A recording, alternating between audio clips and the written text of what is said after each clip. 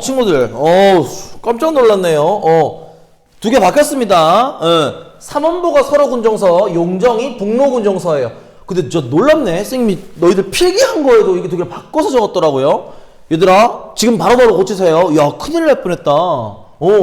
그래요. 3원보가 설어군정서, 용정이 북로군정서. 용정에서는 또 명동학교라든지 서수기라는 학교가 있었다. 자, 그리고 연해주에서는 대한광복군 정부와 대한국민의회 이러한 독립군 기지가 건설되었다. 이렇게 우리 알아봐 주시면 되겠습니다. 그리고 이제 본격적으로 3.1운동 임시정부 알아보도록 하죠. 3.1운동 하면 너희들 무조건 이거부터 먼저 기억해야 돼. 미국의 윌슨 대통령이 주장했던 민족 자결주의. 민족 스스로가 그 나라를 어떻게 할지를 결정할 수 있게 해줘라. 그렇기 때문에 우리는 그래 결정했어. 우리는 독립을 하기로 결정했어. 그래서 미국이 영국이 우리나라를 우리가 독립하기로 결정했으니까 도와주겠지라고 생각을 했고 1910년대 후반부터는 외교 독립론이 굉장히 우세를 보였다. 외교 독립론을 생각하는 사람들이 많았다 이렇게 이야기했어요. 그러면서 신한청년당의 김규식이 파리 강화회의에 독립청원서를 가지러 가고요. 또 무호독립선언서, 28독립선언서와 같은 각 중국과 일본에서 우리는 독립하기로 결정했습니다. 우리는 이제 자주 독립국입니다. 라고 이야기를 하고 선언을 하고 미국과 영국아 좀 도와줘. 우리가 독립할 수 있도록 도와줘. 이러한 일들이 있던 시기였다. 뿐만 아니라 대한민국민회, 그러니까 미주에 있었던 대한민국민회는요, 미국 대통령에게 우리 독립할 수 있게 해주세요. 청원서까지 제출하는 그러한 상황이었다는 거야. 그러니까 얼마나 민족 자결주의의 영향을 우리 아시아, 그러니까 그때 당시의 식민 지배 상태에 있었던 국가들에게 얼마나 큰 영향을 끼친 거야.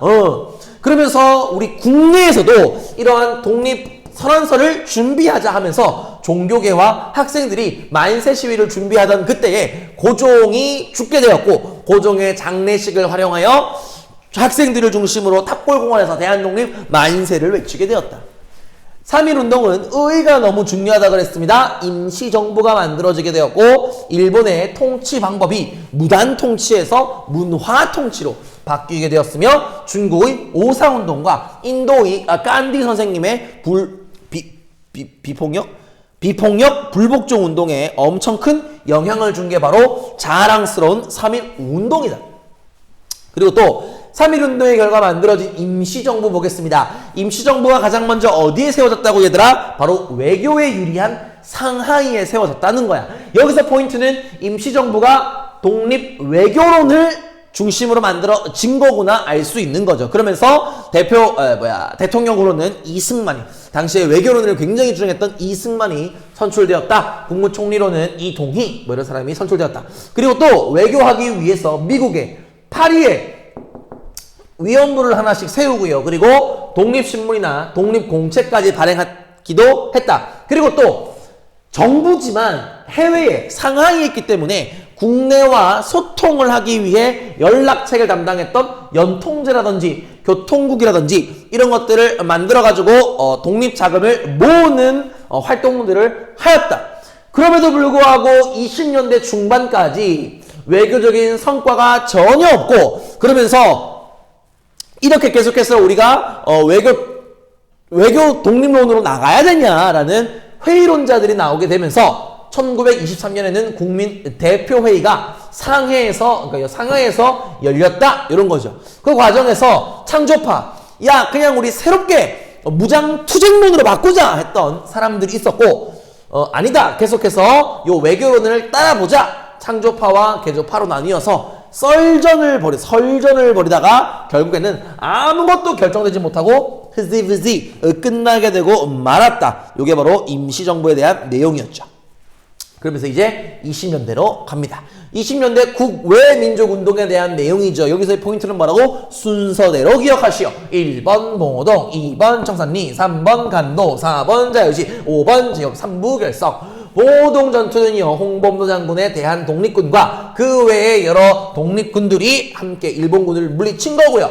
성산리 대첩도 마찬가지, 김자진, 홍범도, 그리고 그 외에 많은 장군들과 독립군들이 함께 일본군들을 물리친 거죠. 일본 애들은 두 번의 전투에서 크게 패하고 간도에 살고 있는 우리 주민들에게 엄청나게 많은 복수를 했다. 그리고 또 우리 독립군은 러시아 자유시로 지역으로 옮겨가지고 활동을 하다가 거기에서 큰 피해를 당했다. 그래서 우리 독립군은 다시 만주로 내려와서 3부 우리의 독립정신 참의부, 정의부, 신민부를 조직하게 되고, 요거는 단순히 그냥 군대의 이름이 아니라 군대일 뿐만 아니라 그 지역에 살고 있는 한인들의 자치정부의 역할들을 담당했다. 요게 포인트다. 그렇게 이야기했습니다. 이게 1920년대의 국외 민족운동이었다면 1920년대의 국내 민족운동 한번 보도록 합시다.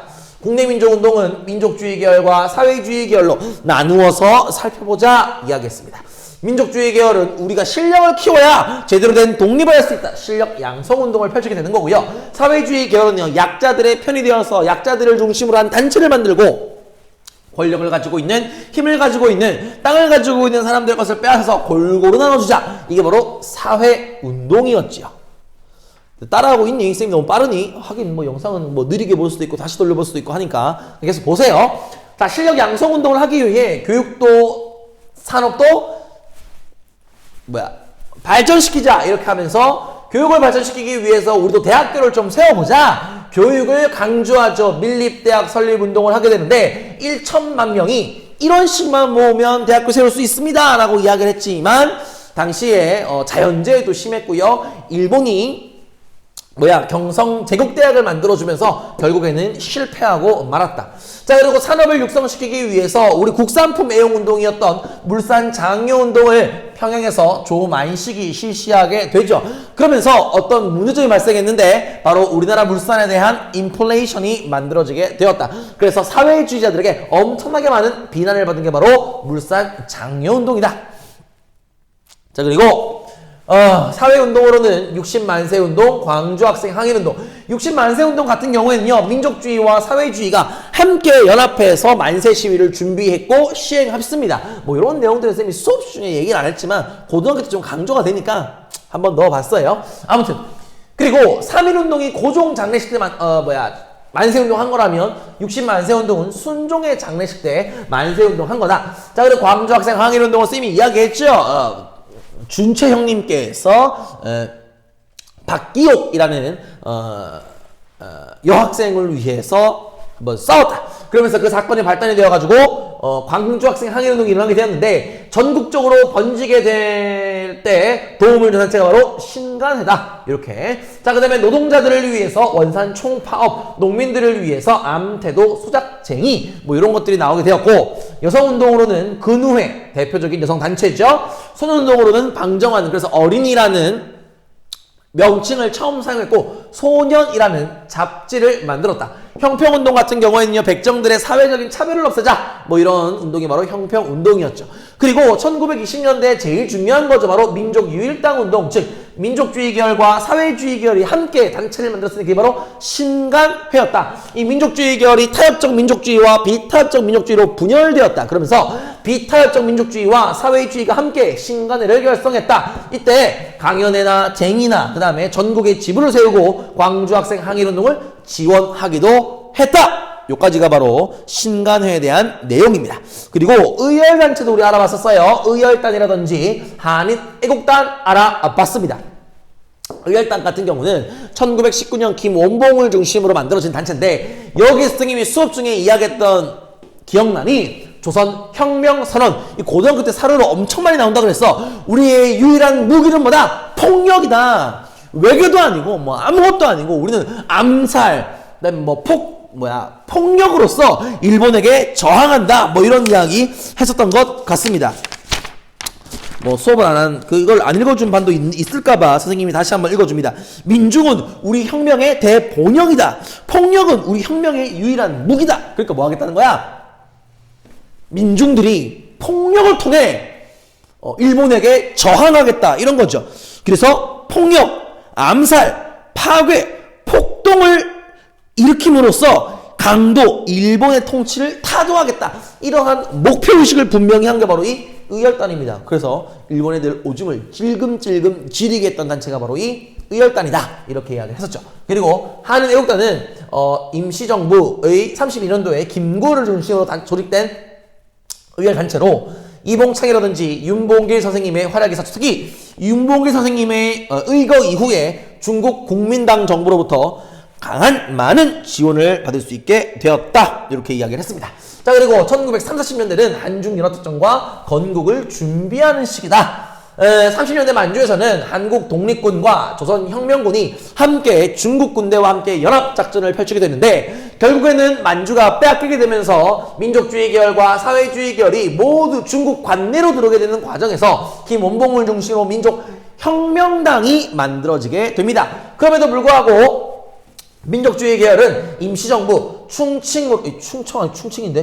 임시정부로 합류하게 되고요. 나머지 사회주의 계열은 김원봉을 중심으로 37년 정도에 조선의용대를 만들게 된다. 근데 이 조선의용대는 42년도에 임시정부 한국광복군으로 합류를 하게 되고요.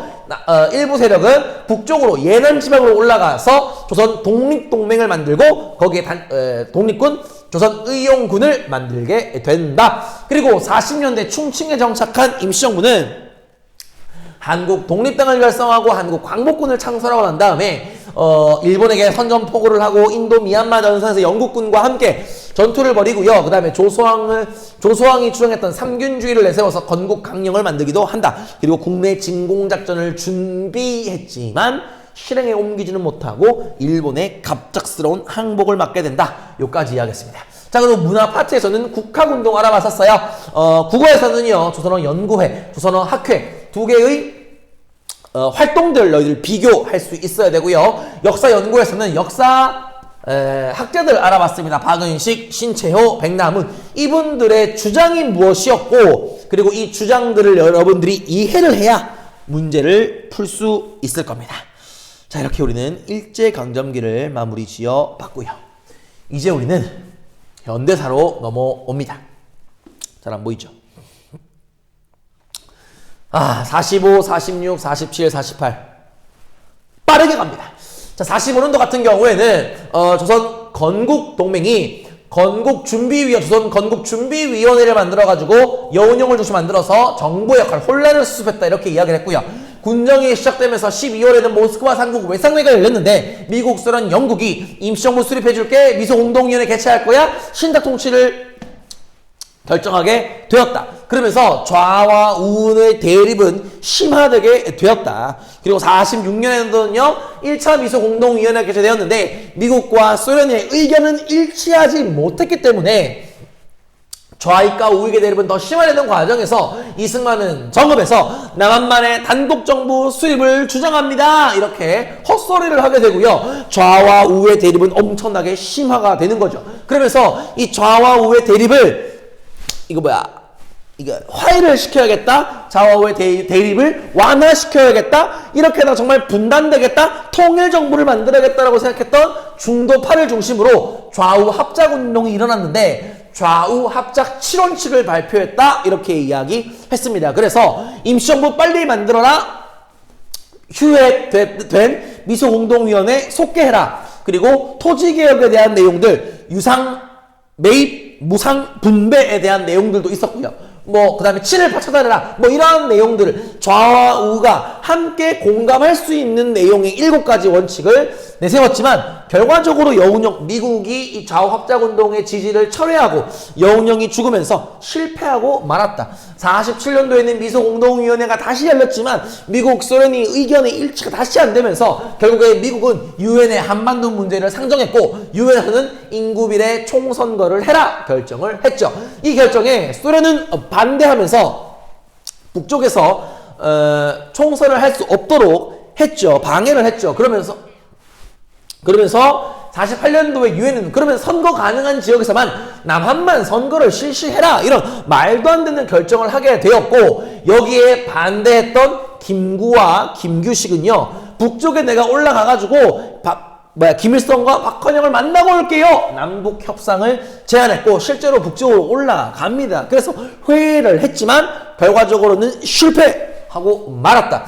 그러면서 김구가 이때 엄청나게 멋진 말을 남겼다 그랬잖아. 나는 일신의 안위를 위해서 총선에 참가하지 않겠다. 내가 38도선을 베고 쓰러질지언정 일신의 일신을 구하는 내 몸을 먹고 살기 위해서 여기 총선에 출마하지 않겠다 이렇게 이야기를 하면서 김구 계열 사람들이 여기 총선에 참가하지 않게 되었다 이렇게 이야기를 했죠. 그러면서 결과적으로는 뭐 유엔이 결정한 대로 우리 남한에서는 50총선거가 열리게 되었는데 이 50총선거는 우리나라 최초의 보통선거였고 여기에서 뽑힌 국회의원들은 재헌국회를 만들게 되고 이 사람들이 헌법을 만들게 되고 이 헌법을 중심으로 이승만 대통령을 중심으로 한 정부가 수립되게 되었으니 이것이 바로 1948년 8월 15일이었다. 그리고 그 다음 달인 9월에 김일성은 기다렸다는 듯이 조선민주주의 인민공화국을 수립하면서 우리 한반도에 두 개의 나라가 세워지는 안타까운 일들이 벌어지게 되었다. 요까지가 우리 시험 범위의 내용 되겠습니다. 괜찮죠? 별로 안 어렵습니다. 선생님은 절대로 시험이 어렵다고 생각하지 않습니다. 그냥 내가 이렇게 수업했고 그잖아. 선생님이 이렇게 수업을 했고 그 수업한 내용을 그냥 시험에 냈을 뿐인데 선생님들이 너무 걱정을 했습니다. 난 너희들을 믿고 너희들은 그 문제를 되게 쉽다는 듯이 콧방귀 끼면서 진짜 방귀 끼지 말고 수업중에 진짜 뭉 끼지 말고 콧방귀 하면서 풀 수 있을 거라고 굳게 믿고 있습니다. 그렇게 하려면 여러분들이 공부를 해야 돼요. 2번, 3번 돌려보시고 이해가 안 되는 거 선생님한테 물어보시고 왠지 선생님 이 여기 내용 중에 서술형으로 이거 나올 것 같아 하는 것들이 있으면 회장, 부회장, 학습정보부장 문제, 답 적어가지고 뿌리란 말이야. 뿌리기만 하지 말고 외웠는지 확인하란 말이야. 다시 한번 얘기합니다. 백지 내지 마세요. 백지 내지 마세요. 백지 내면 진짜 화낼 거예요. 알겠어? 3개 중에 1개 정도는 쓸 수 있을 것 같아. 자, 여러분들 마지막 시험이니 후회하지 않도록 최선을 다해봅시다. 선생님도 최선을 다해서 여러분들이 질문하면 답해 주겠습니다. 수고했습니다. 안녕!